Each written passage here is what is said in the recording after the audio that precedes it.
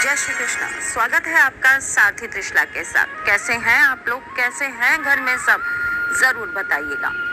पूर्णिमा हमारे जीवन में चांदनी बिखेरने के लिए पूर्ण रूप से चंद्रमा अपनी सभी कलाओं को लेकर पूर्णिमा पर हमें आशीर्वाद देने आते हैं। इस आशीर्वाद को और बढ़ाने के लिए, जीवन की समस्याओं का अंत करने के लिए पूर्णिमा पर विशेष क्या करना चाहिए, ये मैं आज आपको बताने जा रही हूँ। लेकिन इससे पहले ये बताऊंगी कि मैं कौन हूँ। मैं आपके एस्ट्रोलॉजर हूँ, वास्तु शास्त्री हूँ, चेहरा भी पढ़ती हूँ, आवाज भी पढ़ती हूँ और हाथों की लकीरें भी पढ़ लेती हूँ। चूंकि आपकी सारथी हूँ, इसीलिए आपको जीवन का सार देने चली आती हूँ। पूर्णिमा पर करने वाले कुछ विशेष उपायों के बारे में आज आपको जानकारी देती हूँ। चंद्रमा हमारे जीवन में हमें बहुत सारी चीजें प्रदान करते हैं। मन को शांति, धैर्य, शीतलता, प्रेम। चंद्रमा हमारे जीवन में बहुत सारी सिद्धि और कल्याण के लिए भी माने जाते हैं।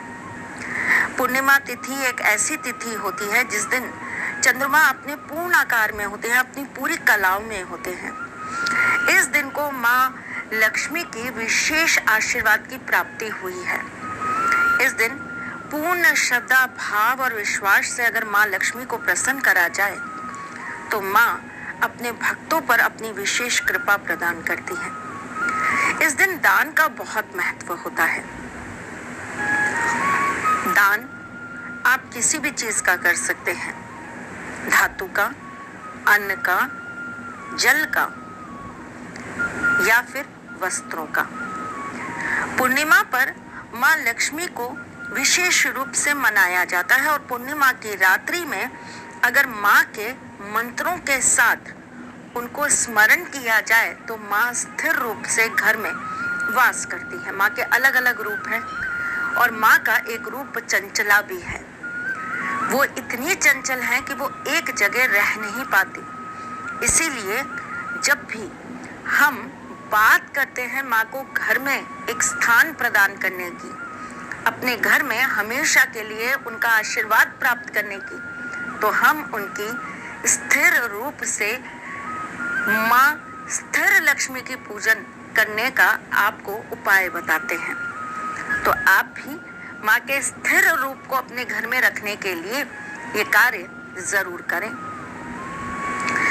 इस दिन आपको कच्चे दूध में चावल और चीनी मिलाकर पीपल के पेड़ के नीचे एक मिट्टी के पात्र में जरूर रखाना चाहिए। इस दिन आपको सफेद रंग के चंदन और सफेद पुष्प आपको भोलेनाथ के मंदिर में जरूर अर्पित करने चाहिए। साबूदाने की खीर का भोग भी आप लगा सकते हैं। परिवार में सुख, शांति और समृद्धि प्राप्त होती है। पूर्णिमा को अगर आप एक पात्र में थोड़े से, यानी कि एक किसी बर्तन में थोड़े से चावल ले लें और चंद्रमा के नीचे उसे आप रख दें और अगले दिन वो चावल आप एक हल्दी की गांठ के साथ लाल कपड़े में बांधकर अपनी तिजोरी में रख दें तो माँ लक्ष्मी का विशेष आशीर्वाद प्राप्त होता है। क्या आप जानते हैं कि चंद्रमा की रोशनी जिन घरों में नहीं आ पाती उन घरों में कलह बहुत रहता है। चंद्रमा की रोशनी जिन घरों में नहीं आती उन घरों में डिप्रेशन के शिकार लोग बहुत रहते हैं। जिस घर के अंदर चंद्रमा की रोशनी नहीं आती वहां पर लोगों की शादियां या तो हो नहीं पाती और होती हैं तो टिक नहीं पाती। इसलिए चंद्रमा की रोशनी का भी अपना एक बहुत महत्व है। चंद्रमा की रात्रि में आपको, यानी कि पूर्णिमा की रात्रि में आपको चंद्रमा के समक्ष खड़े होकर उनकी चांदनी को ग्रहण करना चाहिए।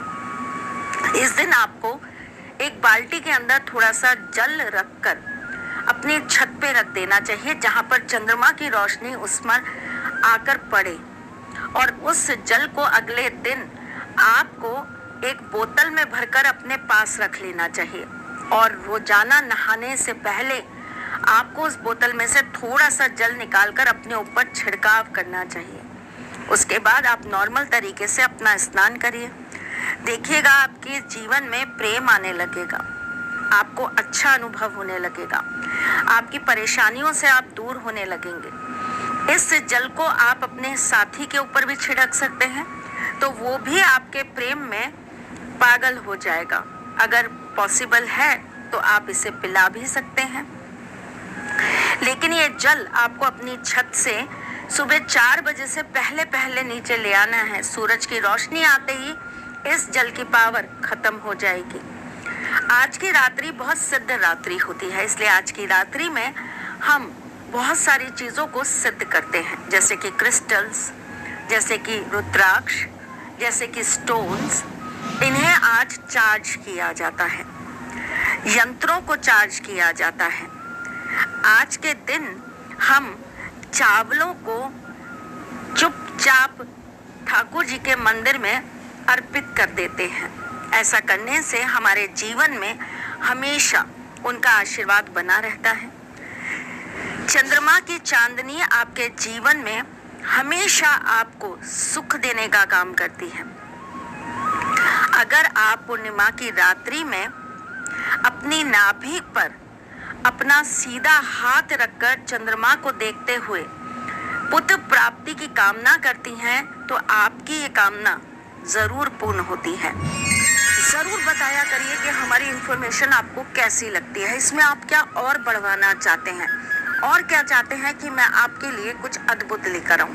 चलिए जी, फिर मिलूंगी कुछ नया, कुछ अलग, कुछ अद्भुत लेकर। तब तक के लिए मुस्कुराते रहिए।